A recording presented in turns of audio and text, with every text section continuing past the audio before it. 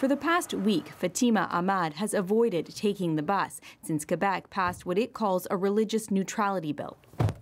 Right now I'm heading to my university. She's been getting a ride to school with her dad instead.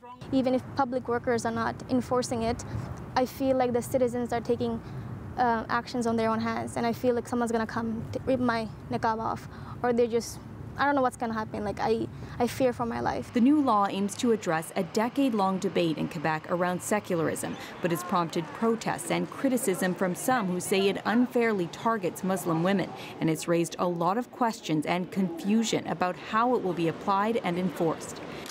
Today, Quebec's Justice Minister tried to clarify the rules. Honestly, I'm just sorry that it wasn't as clear. And maybe what I'm doing today, I should have done the day after we adopted the bill. She says no one will be thrown off a bus, refused emergency health care, or chased out of a library, but says people will have to show their faces when photo ID is required and in interactions with public servants. The minister says the law will be applied with common sense for identification, communication, and security purposes. On transit, it means a bus driver can ask a woman to remove her niqab to verify the photo on a discounted transit pass. If she complies, she can ride public transit wearing her veil. Montreal Mayor Denis Coderre says the law still puts undue pressure on city employees and won't survive a court challenge. I'm consistent. I'm totally against it. The law also applies in classes at schools and universities, where some professors say they won't enforce it. I will not enforce the standard that says everyone must have their face uncovered in order to receive instruction. Okay, take care.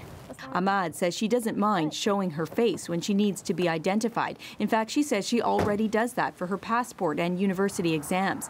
But she says the law and the confusion around it have made her life harder. And I use public services all the time. I go to university, I use the public transports, I go to the bank, I go everywhere. So this has limited my access to almost everything. While there are no penalties for non-compliance, the government says it could seek a court injunction against those who don't enforce the law. Alison Northcott, CBC News, Montreal.